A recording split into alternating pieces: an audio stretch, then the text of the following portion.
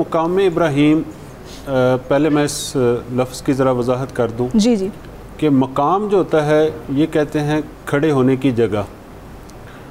तो मकाम इब्राहीम यानी वो जगह जहाँ इब्राहीम अलैहिस्सलाम के कदम मुबारक लगे या जिस जगह हज़रत इब्राहीम अलैहिस्सलाम खड़े हुए।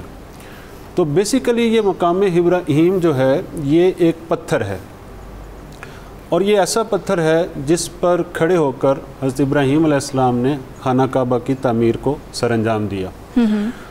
और ये पत्थर जो है ये बेसिकली जन्नत से आया है। अच्छा।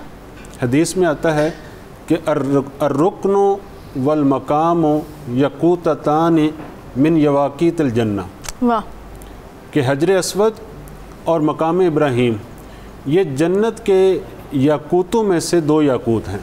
वाह, सुभान अल्लाह। तो अल्लाह तबारक व तआला ने इनको नाज़िल किया और अव्वलन ये जो है कोह सफ़ा पर इसको रखा गया।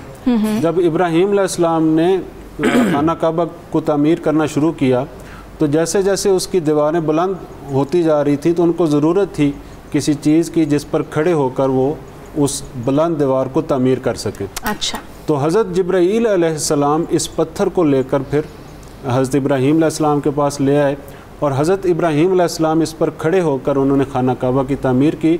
और जैसे जैसे उनको बुलंदी की ज़रूरत होती वैसे वैसे ये पत्थर अज़ ख़ुद बुलंद होता जाता और जैसे जैसे वो जिस जिस रुकन की तरफ घूमते वैसे वैसे ही ये पत्थर भी साथ साथ घूमता जाता। वाह।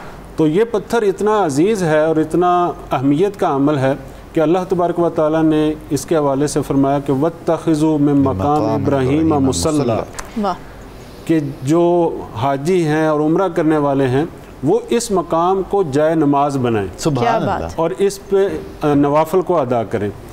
इसी तरह एक लफ्ज़ होता है आयत, जिसका मतलब है निशानी। बिल्कुल। और निशानी जो होता है ये कुदरत खुदावंदी का जो है वो इजहार होता है किसी न किसी सूरत में।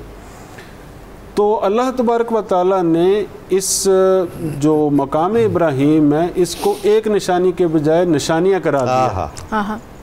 वफ़ीह आयातुम बय्यिनात, सुभान अल्लाह, कि इस हरम मक्की में लोगों के लिए बड़ी वाज़ेह निशानियाँ हैं। वो वाज़ेह निशानियाँ क्या हैं? मकाम व इब्राहीम, वो मकाम इब्राहीम है। तो गोया आयात बय्यिनात की जो बदल है और जो उसकी तफसीर है वो मकाम इब्राहीम।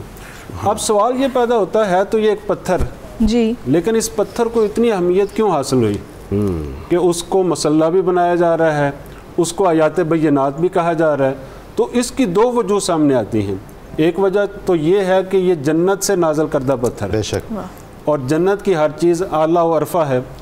और दूसरी जो चीज़ है जो इससे भी बढ़कर है कि इसको हज़रत इब्राहीम अलैहिस्सलाम के कदमैन का बोसा लेने के साथ, तो जब हज़रत इब्राहीम अलैहिस्सलाम खाना काबा की तामीर मुकम्मल कर चुके और अल्लाह तबारक व तआला ने उनको ये हुक्म दिया कि वो लोगों में अब हज का जो है वो ऐलान करें, व अज़्ज़िन फिन्नास बिल हज, के लोगों को हज की तरफ बुलाएं।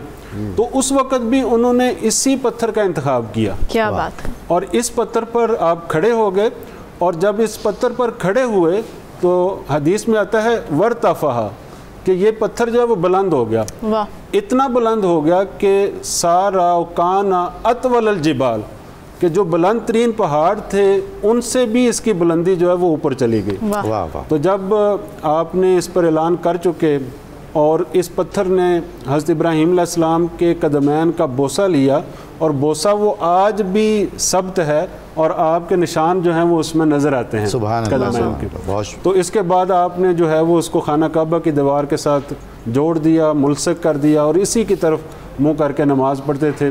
फिर हज़ूर नबी अकरम सल्लल्लाहु अलैहि वसल्लम भी इसी की तरफ मुँह करके नमाज़ पढ़ते थे। बाद फिर हज़रत उमर रज़ी अल्लाह ताला अन्हु ने इसको जो इसकी मौजूदा जगह है उस पर सब्त कर दिया ताकि तवाफ़ करने के दौरान जो है जो तवाफ़ करने वाले हैं उनके लिए कोई रुकावट पैदा ना हो। बहुत शुक्रिया, बड़ी नवाजिश।